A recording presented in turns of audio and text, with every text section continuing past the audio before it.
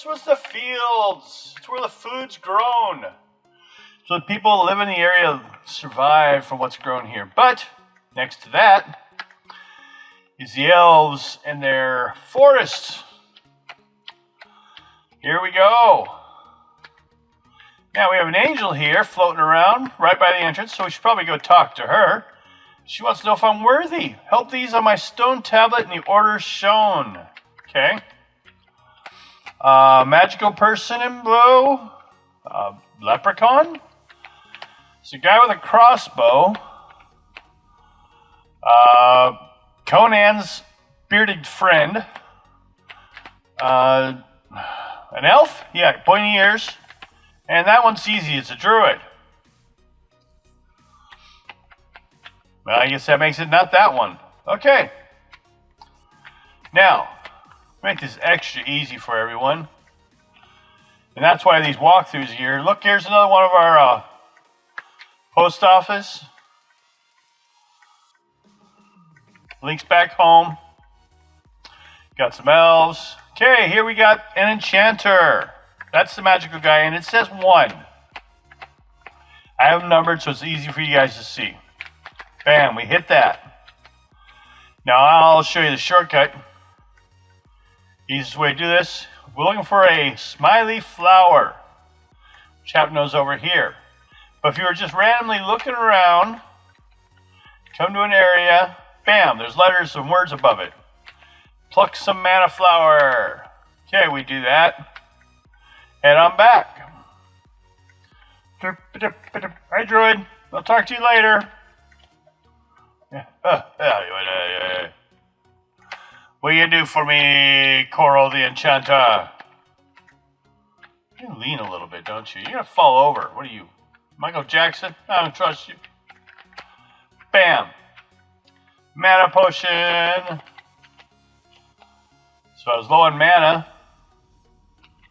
That's how I'd cure it. Okay, that was number 1. So we head back here.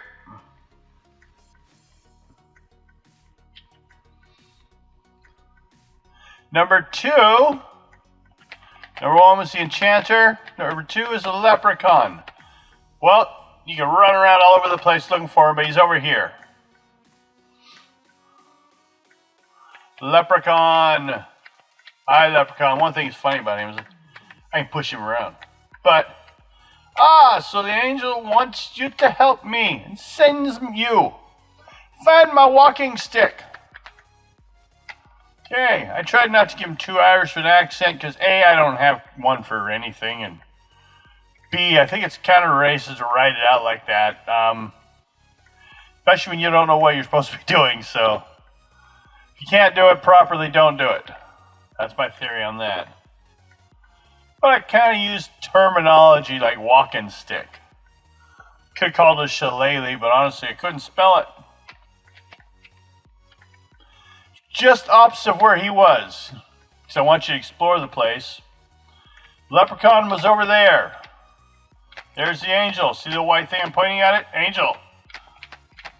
Leprechaun. Lake. Oh, that guy looks familiar.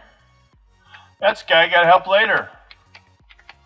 There's a little teeny stick, but good thing the letters in blue stick spaces there to find it. Okay, we click on it. Let's go tell the guy where his stick is. Oh, out of the bush. Stay away from the elves. This one's got armor.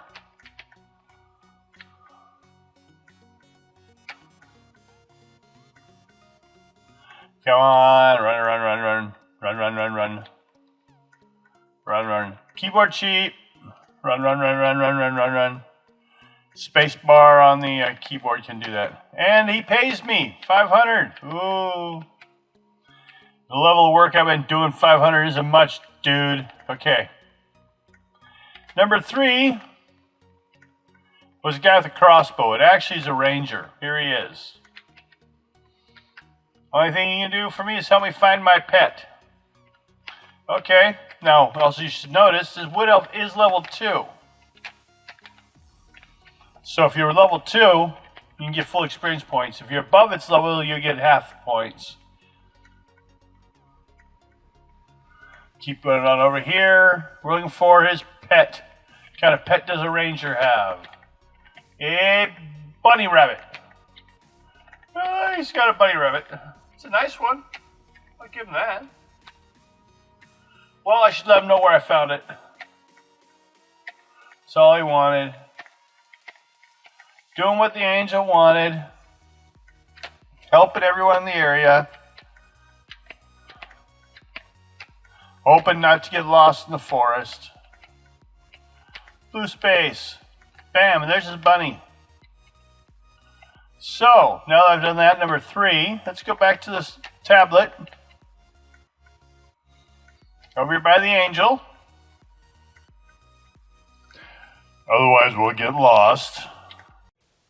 I would appreciate it if you could please go over and click on the subscribe and hit the notifications so you can know next time we have something new coming on. And sorry for the interruption, but back to the show.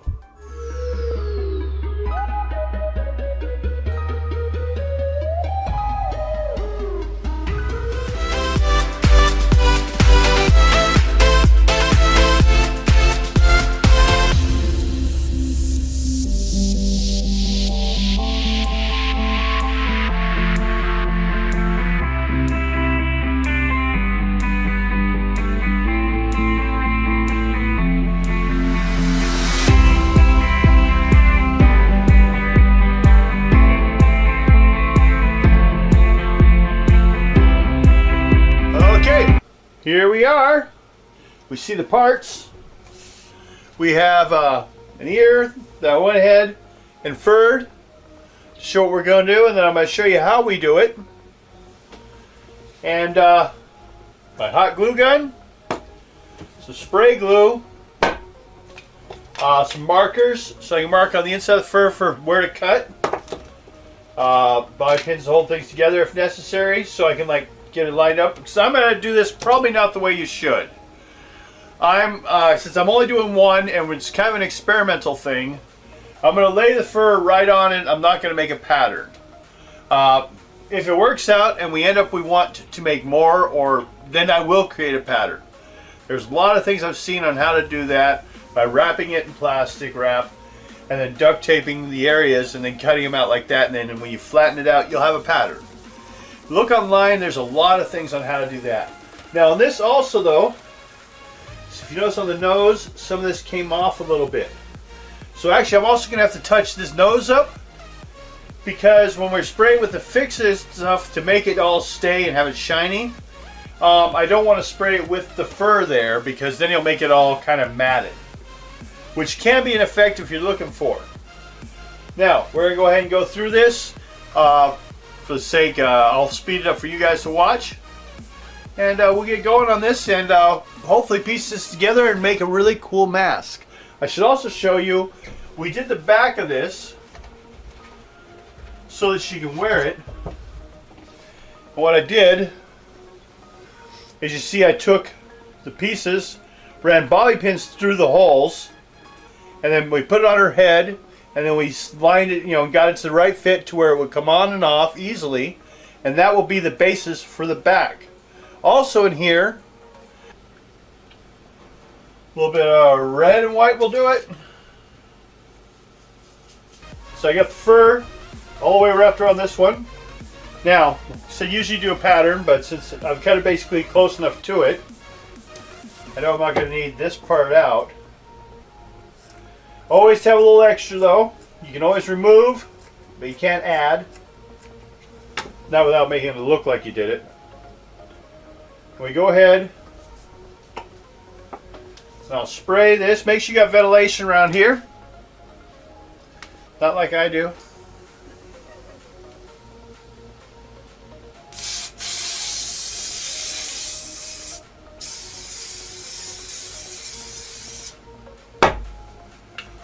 Spray both sides, because half the stick is between the glue sticking to the glue. Go ahead, center it.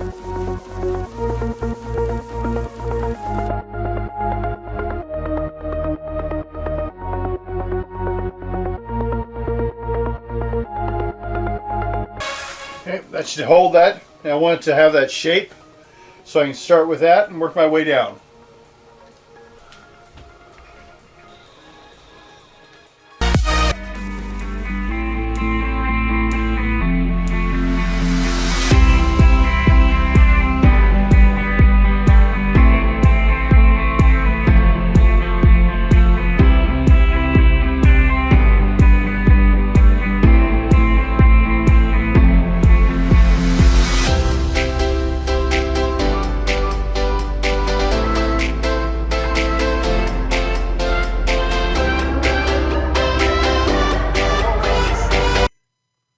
(128) The Erie Canal.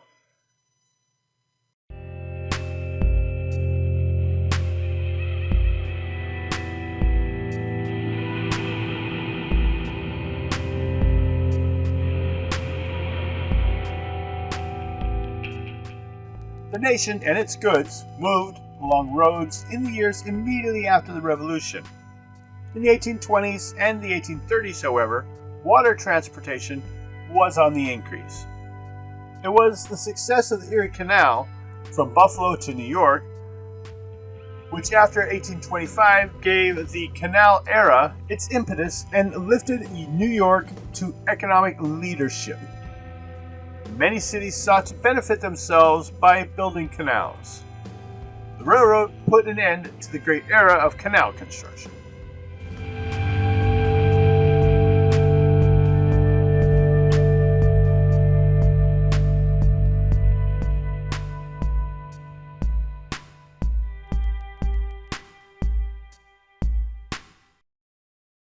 Hello, and if you've enjoyed some of our work that you've seen here, please do me a favor and click there over on Patreon corner, and you can see you can become a patron, and for like $1 a month you can give me input on anything that you think would be good to continue on. So we do so much different things, and it's hard to see what people want to see next, so become a contributor as well as have an opinion on what we do next. Thank you.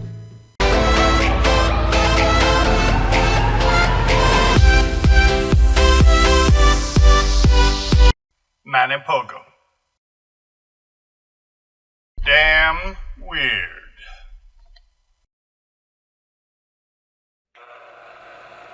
Manipogo is the name given to the lake monster reported to live in Lake Manitoba, Canada. Sightings of this serpent-like monster have been going on since roughly 1908. The creature was dubbed Manipogo in 1957, the name echoing British Columbia's Ogopogo. The monster is thought to be anywhere from 12 feet to 50 feet long, and it is described as being a long, muddy brown body with humps that show above the water and a sheep-like head. A group of 17 witnesses, all reportedly strangers to one another, claim to have spotted 3 Manipogos swimming together. In 1948, reported that some sort of creature rose 6 feet out of the lake and gave a prehistoric type of dinosaur cry. Oh, I'm not sure what they knew that would have been. In 1957, visitors saw a giant serpent-like creature in the lake. In 1962, Manipogo was reportedly photographed by 2 fishermen who were shocked to see the strange serpentine-like creature swim past the front of their boat. Shortly after the sighting, American television commentator John Caulfield, or of CKND TV's operations manager, Richard Vincent, were out enjoying a fishing excursion on Manitoba in a small vessel when they caught sight of something huge swimming approximately 900 feet away. The 2 attempted to give chase to what they believed to be an inanimate object, but under the powerful 10-horsepower engine, was not able to keep up with the creature. Fortunately, the men had a camera at the ready and were able to snap photographs of what they referred to as the thing in the image that seems to be of a dark object approximately 12 feet in length, protruding almost 2 feet out of the water. These estimates were made by comparing the size of the animal to that of the gunwale of the boat, which can only be seen in the uncropped version of the photograph. Several years later, in 1974, Richard Vincent was interviewed about his encounter.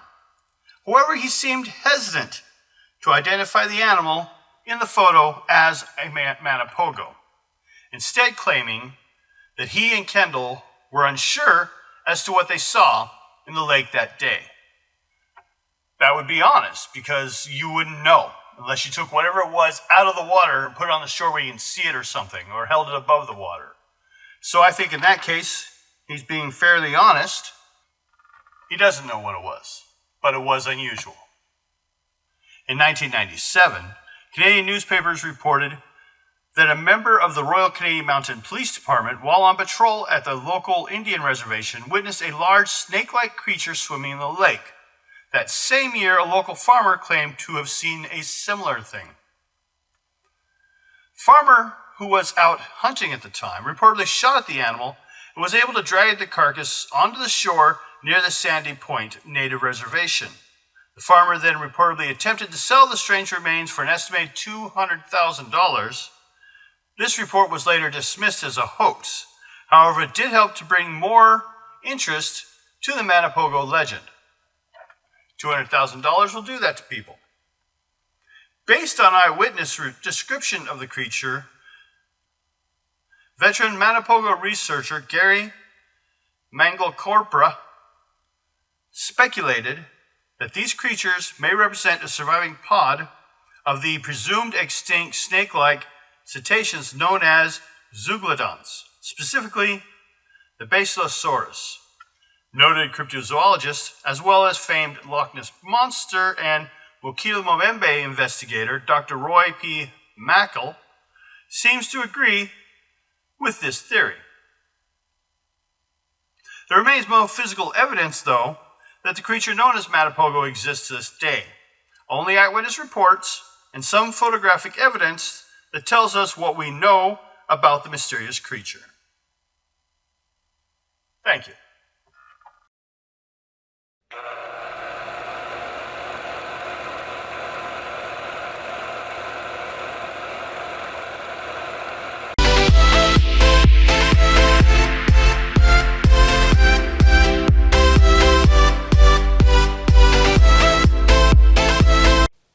I would appreciate it if you could please go over and click on the subscribe and hit the notifications so you can know next time we have something new coming on. And sorry for the interruption, but back to the show.